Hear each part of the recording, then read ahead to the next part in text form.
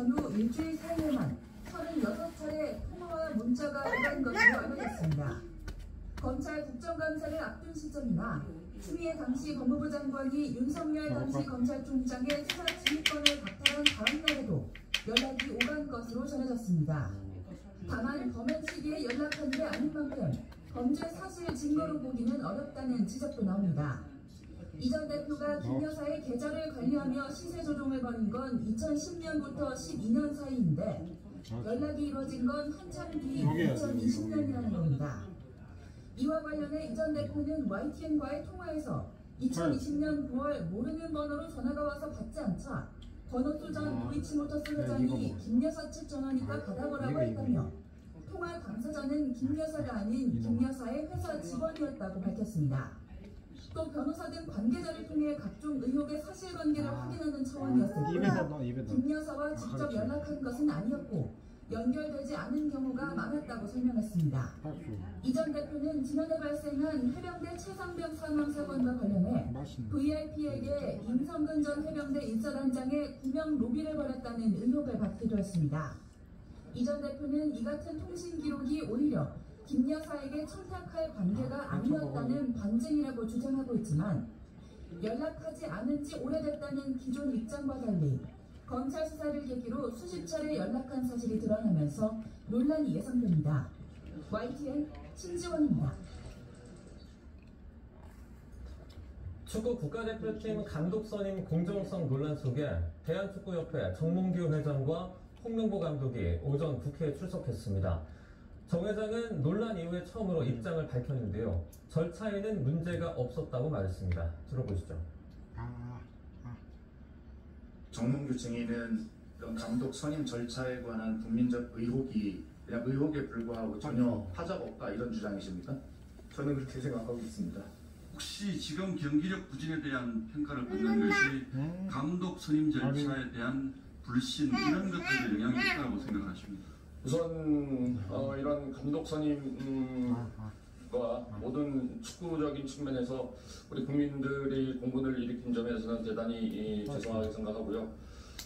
지금 뭐 당장 경기력을 끌어올리기라는 것은 쉽진 않지만은 그래도 앞으로 더 많은 노력을 해서 저희가 예전에 가지고 있던 경기력을 올 수 있도록 최선의 노력을 하겠습니다. 알겠습니다. 오늘 현안질의에서는 안세영 선수가 폭로한 협회의 물품 강제 사용 규정을 놓고 배드민턴 협회장을 향한 책임 추궁도 이어졌는데요. 들어보시죠. 이 어린 선수가 올림픽 앞두고 저거 바꿔주시라고 13장이나 되는 여러 가지를 제출하는데 왜 이제 바꾸세요? 진작 바꿨어야죠. 그때 당시에는 핑계대지 마시고요. 후원사와 계약도 있고 또 같은 말씀을 계속 하시네. 어쩔 수 없는 답변입니다. 회장님! 네.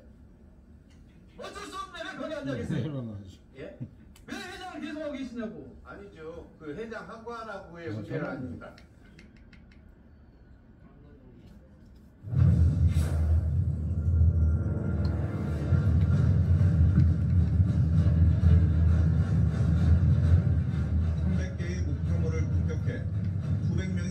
것으로 전해졌습니다. 이스라엘이 레바논 내 지상전도 불사하겠다고 밝힌 만큼 이란도 전면전에 합세할 수 있다는 우려가 그 어느 때보다 커지고 있습니다. 입에 맞다지.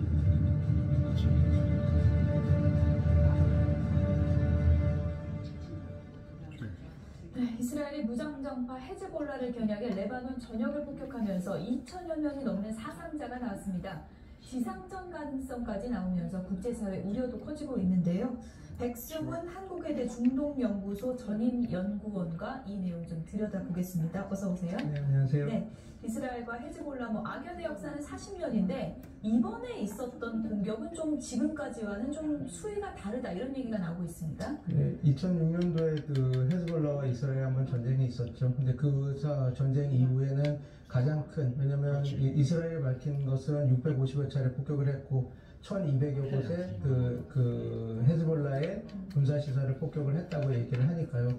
그리고 피해자가 지금 사망자만 492명, 그다음에 그 그러니까 부상자까지 합치면 2,000명 정도 나온 숫자라서 2006년 이후에서는 가장 큰 규모의 충돌이었습니다. 이스라엘이 그야말로 뭐 작심을 하고 융단 폭격을 한 건데 뭐 정면전으로 가기 위한 수순인가요? 어떻게 봐야 됩니까? 지금 그렇게 보지는 않습니다. 왜냐하면 그 미국의 그 국방대학 쪽의 그 전문가들이나 영국의 전문가들은 그 확전될 수 있는 것은 한 40%로 얘기하는데 그 40%의 의미는 이겁니다. 왜냐하면 어떤 의도를 갖고 전면전을 하는 의도를 갖고 정지 작업으로 했다 그러면 아마 50% 이상이라고 얘기를 했을 텐데 이것은 이렇게 보시면 됩니다. 왜냐하면 어찌됐건 지금 이스라엘의 그 군사 목표는 하마스의 괴멸입니다. 그래서 하마스의 괴멸을 하기 위해서 위해서는 어떻게 보면 헤즈볼라와 어느 정도 이렇게 헤즈볼라의 군사적 영향력을 빼내야 되는 것이 필수거든요. 그래서 어찌됐건 이번 군사 작전을 어떻게 판단하시면 되냐면 하마스의 전쟁을 끝내기 위해서라도 지금 헤즈볼라와의 이 정도의 그 규모의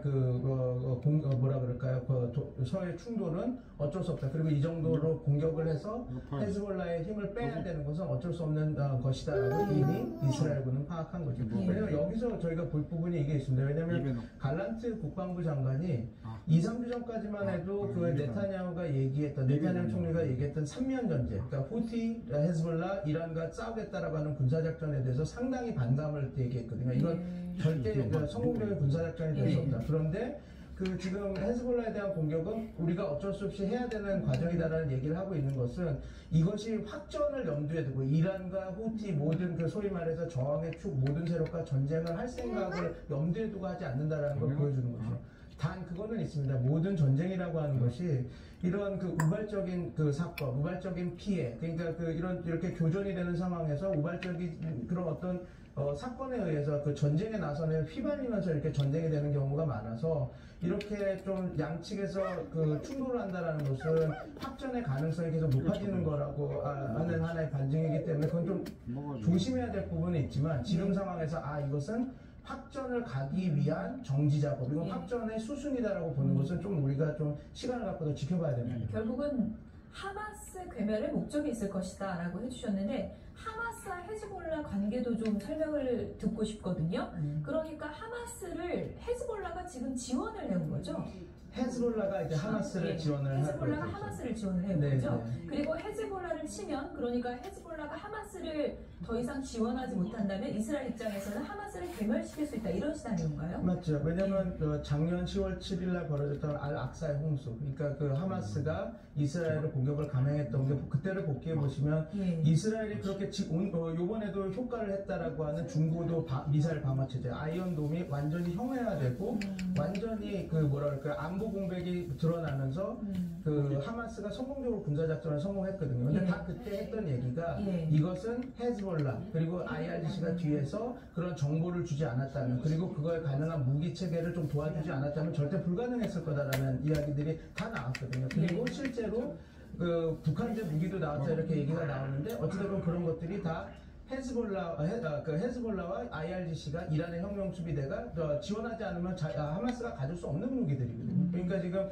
이스라엘의 제1 목표인 하마스의 괴멸을 위해서라도 왜냐면 지금 하마스를 이렇게 세게 때리고 그냥 끝난다면 제2의 하마스 2.0, 하마스 3.0, 하마스 4.0 이런 것들이 계속 헤즈볼라의 지원이나 이란의 지원을 받아서 나올 수 있는 상황이기 때문에 헤즈볼라가 하마스보다 더 거대한 조직인가요? 맞습니다. 왜냐하면 그냥 단순한 미사일이나 로켓 비대칭 전력 무기만 비교하더라도 다양한 정보가 나오지만 하마스보다 헤즈볼라가 7배 내지 9배 더 많은 전력을 갖고 있다고 이렇게 나오고 있거든요. 그래서 하마스의 괴멸을 위해서라면 이스라엘이 군사 목표라고 하는 헤즈볼라에 대한 영향력을 억제시키는 저하시키는 어떤 군사작전은 필요로 했기 때문에 그 과정 안에서 벌어지고 있다라고 이해하시면 조금 지금 이것이 왜 이스라엘이 조금 국제사회의 비난을 받아가면서도 이렇게 계속 이렇게 또 확전이 될 수 있는 위험을 감수하면서도 이렇게 군사작전을 할 수 있느냐라는 걸 좀 더 이해하실 수 있을 겁니다. 미국 한 언론에서는 이스라엘이 지금 리스크를 끌어올리면서 일종의 도박을 걸었다 이런 표현도 쓰더라고요.